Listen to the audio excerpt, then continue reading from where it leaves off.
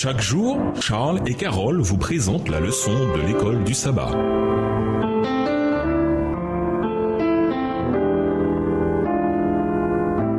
Bienvenue dans votre émission. Dieu nous parle. Nous voilà à la leçon de lundi, devant le tribunal. Lisons Romains 14, verset 10. Pourquoi, selon Paul, devons-nous être prudents dans la manière dont nous jugeons autrui? Romains 14, verset 10. Mais toi, pourquoi juges-tu ton frère? Ou toi, pourquoi méprises-tu ton frère?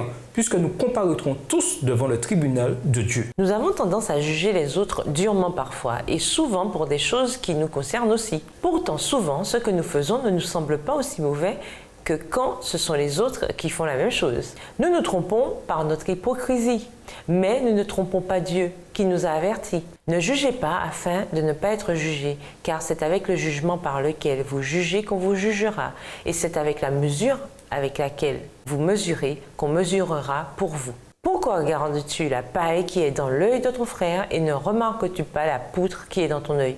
Ou bien, comment peux-tu dire à ton frère, laisse-moi ôter la paille de ton œil, alors que dans ton œil, il y a une poutre? Matthieu 7, les versets 1 à 4. Quelle est la signification de la déclaration tirée de l'Ancien Testament que Paul cite ici?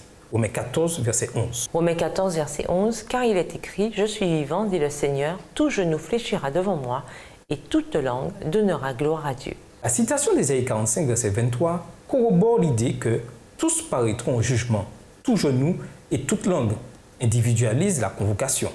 Cela implique que chacun aura à répondre de sa vie et de ses actes. Romains 14, verset 12. Personne ne pourra répondre pour quelqu'un d'autre. En ce sens, nous ne sommes pas le gardien de notre frère. En gardant à l'esprit le contexte, comment comprenez-vous ce que dit Paul dans Romains 14, verset 14? Romains 14, verset 14. Je sais et je suis persuadé par le Seigneur Jésus que rien n'est impur en soi, et qu'une chose n'est impure que pour celui qui la croit impure. Le sujet est à nouveau les viandes sacrifiées aux idoles.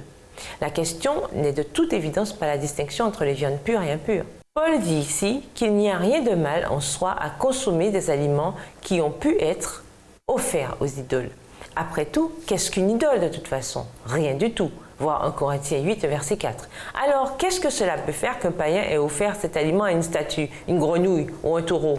On ne devrait pas forcer quelqu'un à aller contre sa conscience, même s'il a une conscience très sensible. Apparemment, les frères forts n'avaient pas compris cela. Ils méprisaient les scrupules des faibles et jetaient des pierres d'achoppement sur leur route. Dans votre zèle pour le Seigneur, ne courez-vous pas le danger dont Paul parle ici? Pourquoi devons-nous prendre garde à ne pas nous prendre pour la conscience des autres, même avec de bonnes intentions? Et nous vous laissons avec la question du jour. Si un pécheur ne peut venir de lui-même à la repentance, comment devrions-nous traiter les impénitents? Au revoir. Et à demain si Dieu veut. Dieu nous parle. Chaque jour, Charles et Carole vous présentent la leçon de l'école du sabbat.